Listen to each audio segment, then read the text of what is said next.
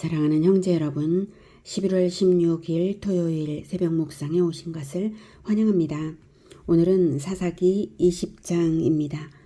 사사시대는 성경교육의 대가 끊겨서 종교적 타락과 도덕적 타락이 극심한 시대가 되고 말았습니다. 성경이 있고 성경을 지도할 레위인들이 각 지파마다 전국에 분산 거주하고 있고 제사장들도 있고 성막도 있었지만 말씀 교육은 없었습니다. 말씀 교육이 있었다면 도무지 일어날 수 없는 일들이 벌어지는 것을 17장에서 21장까지 보여주고 있습니다.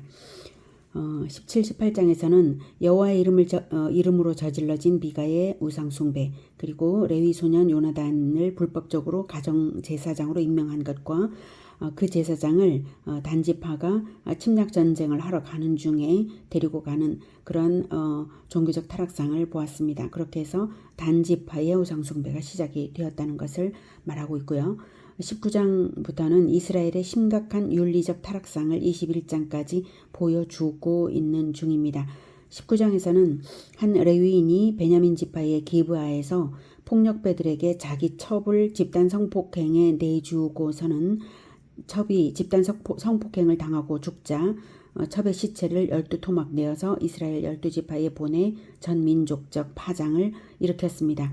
일파만파가 되는 과정을 오늘 20장에서 보겠습니다. 오늘은 20장 28절까지를 보도록 하겠습니다. 20장 듣겠습니다. 20장. 이에 모든 이스라엘 자손이 단에서부터 부엘세바까지와 길르앗 땅에서 나와서 그 회중이 일제히 미스바에서 여호와 앞에 모였으니 온 백성의 어른 곧 이스라엘 모든 지파의 어른들은 하나님 백성의 총회에 섰고 칼을 빼는 보병은 40만 명이었으며 이스라엘 자손이 미스바에 올라간 것을 베냐민 자손이 들었더라. 이스라엘 자손이 이르되 이 악한 일이 어떻게 일어났는지 우리에게 말하라. 하니 레위 사람 곧 죽임을 당한 여인의 남편이 대답하여 이르되 내가 내 첩과 더불어 베냐민에 속한 기브아에 유숙하러 갔더니 기브아 사람들이 나를 치러 일어나서 밤에 내가 묵고 있던 집을 에워싸고 나를 죽이려 하고 내 첩을 욕보여 그를 죽게 한지라. 내가 내 첩의 시체를 거두어 쪼개서 이스라엘 기업의 온 땅에 보냈나니 이는 그들이 이스라엘 중에서 음행과 망령된 일을 행하였기 때문이라. 이스라엘 자손들아, 너희가 다 여기 있은즉 너희의 의견과 방책을 낼지니라 하니라. 네, 1절에 이해라고 하는 것은 토막시체를 받은 12지파는 이 토막시체가 벌어진 토막시체 사건이 벌어진 이 일을 응징하기 위해서 미스바에 모였죠. 자, 그래서 미스바는 성막이 있는 실로에서 가까워서 여호와 앞에 이제 모였다고 하는 것이고요. 자, 그것 때문에 모였습니다. 자, 그리고 이제 40만 명이나 모였고요. 그리고 온 이스라엘의 대표가 되는 장로들이 다 모였으니 총회 맞죠? 종교적으로 타락의 길을 걷고 있는 이스라엘이지만 명색은 나름 하나님 백성의 총회입니다. 기브아가 속한 베냐민 지파는 그런데 총회 소집을 듣기는 들었지만 가지는 않았어요. 총회에서 이제 레위인이 질문을 받았습니다. 그래서 대답을 합니다. 근데 자기 잘못은 감추고 기브아에 대한 보복을 전 민족적 차원으로 확대시키기 위해서 민족의식을 자극하는 말을 합니다. 자, 레위인의 거짓이 어떤 점들인가요? 레위인은 왜 기브아에 묻게 되었는지를 말하지 않음으로써 자신의 부도덕함을 숨겼습니다. 레위인으로서는 할 수 없는 첩질을 하고 또 음행한 첩을 다시 데리러 간 것이었잖아요.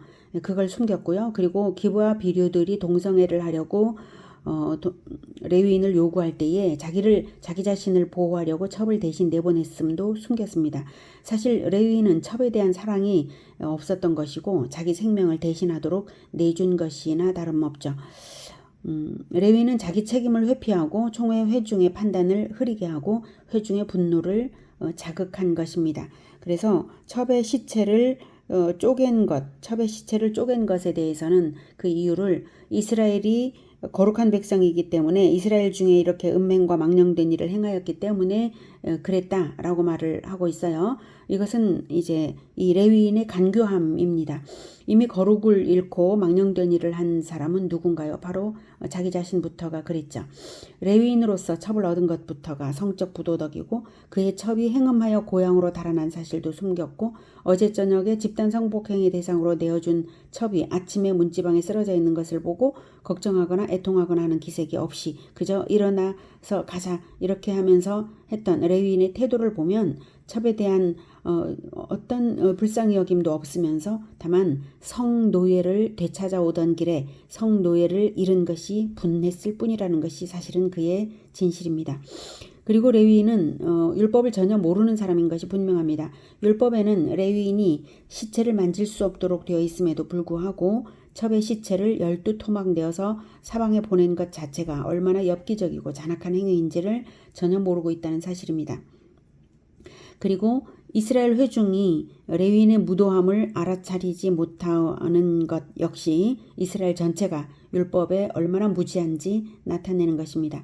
그러니 무지한 이스라엘은 레위인의 간교한 술책에 넘어가서 개인의 보복을 위해 온 이스라엘이 이제 내전을 시작하겠다고 하는 것이죠. 자, 8절. 모든 백성이 일제히 일어나 이르되 우리가 한 사람도 자기 장막으로 돌아가지 말며 한 사람도 자기 집으로 들어가지 말고 우리가 이제 기브아 사람에게 이렇게 행하리니 곧 제비를 뽑아서 그들을 치되 우리가 이스라엘 모든 지파 중에서 100명의 10명, 1000명의 100명, 10,000명의 1000명을 뽑아 그 백성을 위하여 양식을 준비하고 그들에게 베냐민의 기브아에 가서 그 무리가 이스라엘 중에서 망령된 일을 행한 대로 징계하게 하리라. 하니라. 이와 같이 이스라엘 모든 사람이 하나같이 합심하여 그 성읍을 치려고 모였더라. 이스라엘이 의협심으로 단결하여서 마치 자기들이 하나님이라도 되는 양 심판하기 위해서 전체 단합을 조직했습니다. 내전을 벌이자는 것입니다. 어느 누구 하나 하나님 앞에 회개하자는 사람이 없고요. 어느 누구 하나 분별력 있게 말하는 사람이 없고 어느 누구 하나 내전을 중단하라고 말하는 사람이 없습니다. 오히려 한 사람도 자기 장막으로 돌아가지 말고 한 사람도 자기 집으로 들어가지 말자라고 했으니 어느 누군가가 분별력 있게 말했다가는 오히려 배반자로 몰릴 판이죠. 이런 조직적 폭력이 도대체 어떻게 거룩한 백성에게서 일어날 수가 있었을까요? 바로 율법을 잃어버렸기 때문입니다. 율법을 잃어버린 이스라엘은 더 이상 거룩한 백성이 아닙니다. 이 지경까지 가면서도 거룩한 백성이기 때문에 그러노라고 하는 것입니다. 하나님의 이름으로 내전을 시작하는 것입니다. 12절부터 듣겠습니다. 이스라엘 지파들이 베냐민 온 지파에 사람들을 보내어 두루 다니며 이르기를 너희 중에서 생긴 이 악행이 어찌 됨이냐? 그런즉 이제 기브아 사람들 곧 그 불량배들을 우리에게 넘겨주어서 우리가 그들을 죽여 이스라엘 중에서 악을 제거하여 버리게 하라. 하나 베냐민 자손이 그들의 형제 이스라엘 자손의 말을 듣지 아니하고 도리어 성읍들로부터 기브아에 모이고 나가서 이스라엘 자손과 싸우고자 하니라. 회개해야 할 베냐민 지파도 마찬가지로 회개하지 않습니다. 오히려 기브아를 두둔하여 편을 듭니다. 베냐민 지파 역시 어리석기는 마찬가지입니다. 베냐민 지파가 겁도 없이 내전에 대항하여 나온 것은 자기들 자신의 무력 수준을 자만했기 때문입니다. 15절. 그때에 그 성읍들로부터 나온 베냐민 자손의 수는 칼을 빼는 자가 모두 26,000명이요. 그 외에 기브아 주민 중 택한 자가 700명인데 이 모든 백성 중에서 택한 700명은 다 왼손잡이라. 물매로 돌을 던지면 조금도 틀림이 없는 자들이더라. 네, 베냐민 지파가 물매로 돌을 던지면 조금도 틀림이 없는 그러한 그 700명이 있었는데 이게 이제 보통이 아니거든요. 이게 다윗이 골리앗을 물리친 것이 바로 물매로 그렇게 한 것인데 바로 그 다윗과 같은 그러한 그 아주 그 능숙한 그러한 사람들이 700명이니 일당백인 자들이에요. 그래서 베냐민 지파는 그저 전쟁 능력이 있음을 믿고 전혀 회개함 없이 형제 지파들의 질문에도 응하지 않고 오히려 내전에 맞대응하고 있는 것입니다. 이스라엘의 어둠은 극에 달했습니다. 이스라엘은 하나님의 이름으로 내전을 일으키자는 것입니다. 회개해야 할 이스라엘이 말입니다. 자기 자신의 영적 수준을 전혀 알지 못하는 이스라엘입니다. 성경을 모르면 종교적 타락이 오는 것이 아니라 도덕적으로도 종교적 타락만 오는 것이 아니라 도덕적으로도 타락을 피할 수 없다라고 하는 것을 알 수 있습니다. 삶의 전반에 걸친 곤경을 자초하는 그런 어리석음 가운데 행할 수밖에 없는 것, 그건 바로 진리의 율법을, 진리의 성경을 모르기 때문이었습니다. 17절. 베냐민 자손 외에 이스라엘 사람으로서 칼을 빼는 자의 수는 40만 명이니 다 전사라. 이스라엘 자손이 일어나 베델에 올라가서 하나님께 여쭈어 이르되 우리 중에 누가 먼저 올라가서 베냐민 자손과 싸우리이까? 하니 여호와께서 말씀하시되 유다가 먼저 갈지니라. 하시니라. 이스라엘 자손이 아침에 일어나 기브아를 대하여 진을 치니라. 네, 베냐민 지파는 2만 6,700명이죠. 그에 비하면 이스라엘은 40만 명입니다. 네. 그리고 이제 베델로 올라가서 여쭤보네요. 여기서 베델은 하나님의 집이라는 뜻이죠. 당시 실로에 있었던 성막에 가서 하나님께 여쭌 것인데 베델, 그 하나님의 집이니까 성막이 있으니까 베델이라고 표기를 한 것 같습니다. 아마도 대제사장의 우림과 둠밈으로 물어보았을 것이고요. 그 결과를 대답으로 들은 것입니다.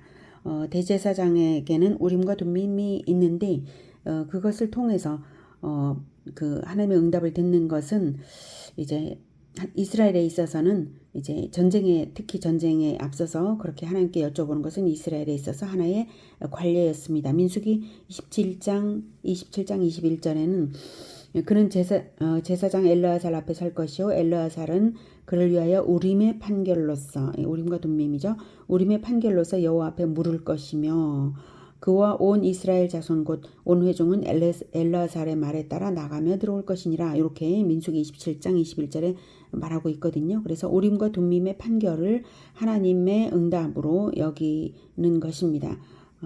그리고 신명기 33장 8절에 레위에 대하여는 일러스되 주의 둠밈과 우림이 주의 경건한 자에게 있도다. 주께서 그를 마사에서 시험하시고 무리바 물가에서 그와 다투셨도다. 이렇게 신명기 33장 8절에 레위 지파인 제사장 가문에 우림과 둠밈을 주었다라고 말하고 있습니다. 그리고 사사기 1장에서도 1장 1절에서도 여호수아가 죽은 후에 이스라엘 자손이 여호와께 여쭈어 이르되 우리 가운데 누가 먼저 올라가서 가나안 족속과 싸우리까 라고 여호와께 여쭌 것 역시 우림과 둠밈으로 응답을 듣기 위하여서 하나님께 기도하고 그리고 대제사장이 우림과 둠밈을 사용하여서 그 응답을 말한 것으로 여깁니다. 자, 아무튼 그 방법 자체는 이제 하나님께서 허락하신 방법이고 방법이니까 이제 좋고요. 자, 그런데 문제는 베냐민 지파를 가나안 족속들과 같은 대적으로 이해하고 있다는 점이 문제인 것이죠. 하나님께 간 것은 그것 자체는 좋지만 베냐민 지파에게 선전포고를 하기 전에 갔어야죠. 하기 전에 어떻게 해야 되겠습니까를 여쭤봤어야 되는 거죠. 질문이 틀린 거죠. 우리 중에 누가 먼저 올라가서 베냐민 자손과 싸우리까가 아니라 우리에게 벌어진 이 악한 일들의 책임이 성경을 가르치지 않은 우리들 탓입니다 하면서 죄를 쓰고 금식하며 회개를 먼저 했어야 하고요. 베냐민 지파의 불량배들에 대해서 어떻게 해야 하겠습니까를 여쭈었어야 했죠. 이스라엘은 동족에 대한 전쟁을 자기들이 이미 결정을 해놓고는 하나님이 그렇게 할지 안 할지 하나님께 심판을 여쭤야 되는 건데 심판을 요청해야 되는 건데 자기들이 결정을 해놓고는 누가 먼저 전쟁에 앞장설지를 물은 것입니다. 그리고 답은 유다 지파가 먼저 앞장서라는 답을 들었습니다. 유다 지파가 뽑힌 것은 가나안 정복 때에도 그랬고요. 광야에서도 유다 지파가 주도적인 지위였습니다. 이것은 야곱의 유언인 축복 예언에서 나타난 대로 이루어지는 것입니다. 안타까운 것은 이렇게 잘못된 내전에서조차도 앞장서는 것이죠. 자, 그렇게 해서 이제 진을 쳤습니다. 불량배들이 기브아 사람들이어서 기브아를 이제 공격하기 위해서 진을 쳤습니다. 자, 20절. 이스라엘 사람이 나가 베냐민과 싸우려고 전열을 갖추고 기브아에서 그들과 싸우고자 하매 베냐민 자손이 기브아에서 나와서 당일에 이스라엘 사람 2만 2천 명을 땅에 엎드려뜨렸으나 이스라엘 사람들이 스스로 용기를 내어 첫날 전열을 갖추었던 곳에서 다시 전열을 갖추니라. 이스라엘 자손이 올라가 여호와 앞에서 저물도록 울며 여호와께 여쭈어 이르되 내가 다시 나아가서 내 형제 베냐민 자손과 싸우리이까? 하니 여호와께서 말씀하시되 올라가서 치라. 하시니라. 네. 기브아는 20절, 21절 먼저 기브아가 이겼죠. 기브아는 가파른 구름 위에 이제 언덕 위에 있었기 때문에 이스라엘이 기브아를 공격하기는 매우 어려운 지리적 여건이었습니다. 지형 때문인지 첫 싸움에서 이스라엘이 2만 2천 명이나 잃었어요. 그래서 크게 이제 패배했죠. 자, 이렇게 해서 다시 이제 하나님께 이제 갑니다. 이스라엘이 마치 회개하여서 하나님의 뜻을 물은 양 이제 오해할 수가 있는데요. 그런 것이 아닙니다. 이스라엘은 그저 패배 자체를 슬퍼하는 것일 뿐이죠. 하나님께 드린 질문이 근본적 회개가 아니잖아요. 자, 그렇다면 하나님의 응답은 어떻게 해석해야 할까요? 유다가 먼저 가라라고 하셨고 또 올라가서 치라. 다시 나아가서 올라가서 치라라고 하십니다. 자, 유다가 먼저 갈지니라 라고 대답하신 것이 일종의 징계를 위한 허용입니다. 마찬가지로 올라가서 치라 역시 징계를 위한 허용이죠. 말하자면 이스라엘은 지금 심판당하고 있는 거예요. 예, 하나님께서는 하나님의 뜻을 모르는 이 소경들의 집단을 사용하여서 베냐민 지파와 이스라엘 전체를 징계하고 계신 것입니다. 이스라엘은 자신들에게 내전에 정당한 명분이 있다고 생각하고 있지만 이미 이스라엘은 총체적으로 진리의 기반 위에 있지 않았으므로 그 어떤 응답이든지 징계일 수밖에 없는 지경에 이른 것입니다.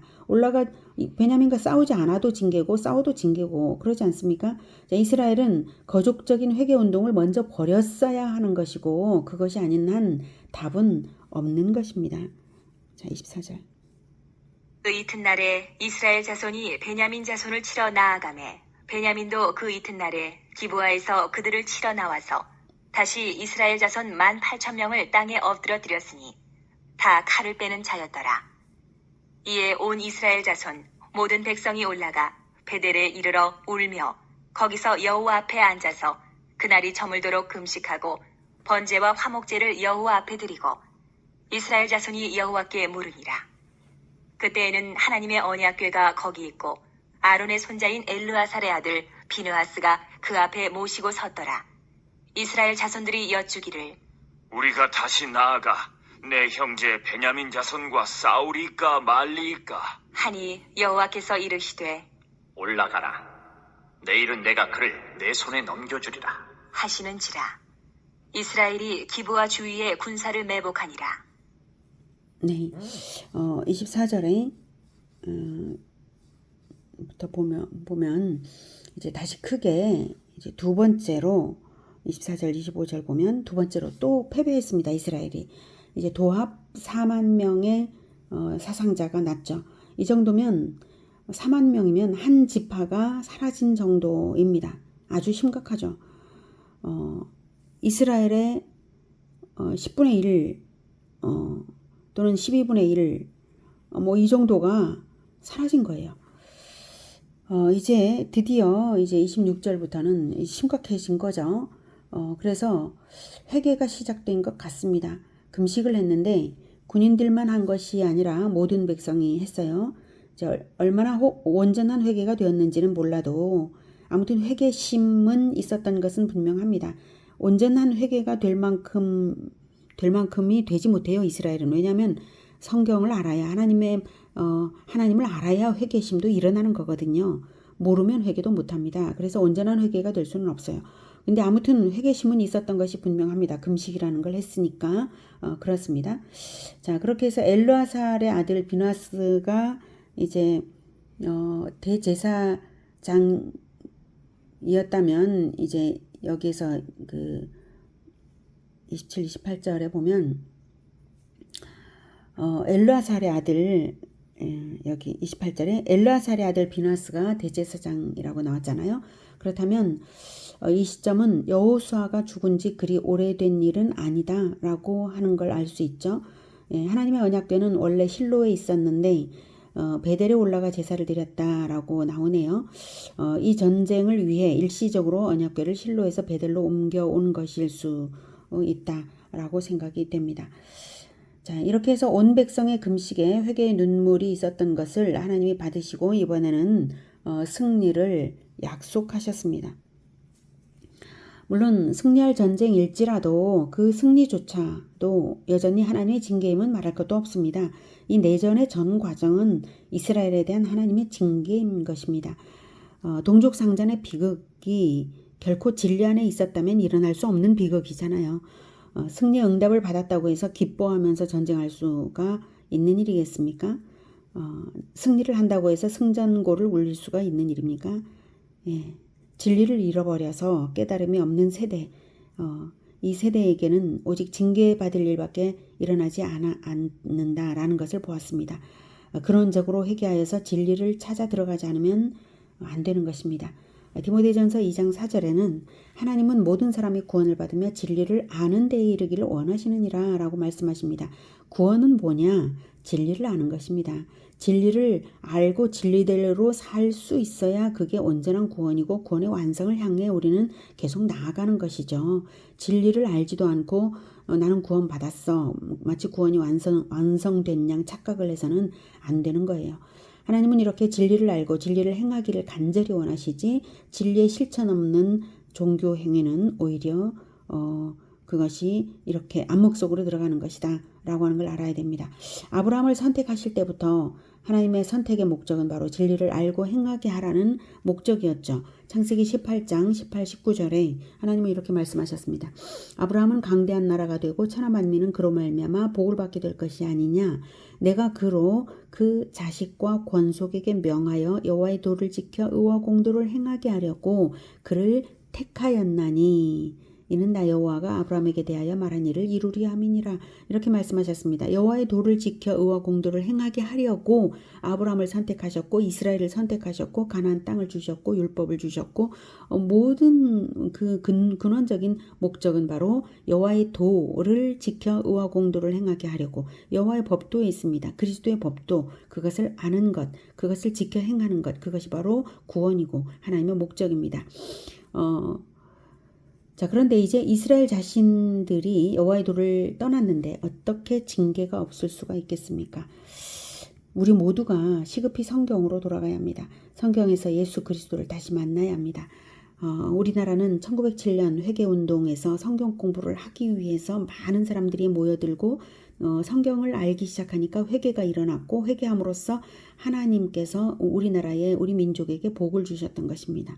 바로 그때처럼 우리가 성경 배우기를 다시 해야 되고 또 성경 배우기를 포기하지 말아야 합니다. 하나님의 말씀을 날마다 들여다보고 하나님의 음성을 알아들으면서 하나님의 뜻을 올바로 실천하고 진리 안에서 끝까지 살아가는 우리 모두가 되기를 기원합니다. 기도하겠습니다. 하나님, 우리는 진리에 어둡습니다. 오직 하나님의 말씀에서 진리를 깨달아 알기를 간절히 원합니다. 이스라엘의 사사기처럼 어둠 가운데 있지 않도록 주님 우리를 진리로 밝혀주시옵소서. 그리고 하나님의 말씀을 사랑하는 마음을 뜨겁게 가질 수 있게 뜨거운 마음 허락하여 주시고 계속해서 배우고 또 우리 주 예수 그리스도를 본받아 지키며 오직 복 받는 그러한 하나님의 백성들로 끝까지 승리하게 하여 주시옵소서. 오늘도 내일 주일을 준비하는 마음으로 거룩하게 살아가는 하루가 되게 하시고 오늘 교회 벽화를 그립니다. 하나님 벽화를 그리러 오시는 선교사님에게 하나님 복을 주시고 그리고 함께하는 자들이 즐거운 마음으로 할 수 있게 주님 도와주시옵소서. 그리고 우리 예수 제자교회를 오늘도 지켜주셔서 안전하고 건강하고 평안하도록 형통하도록 주님 도와주시옵소서. 예수 그리스도의 이름으로 기도드립니다. 아멘. 이어서 개인 기도 하시겠습니다.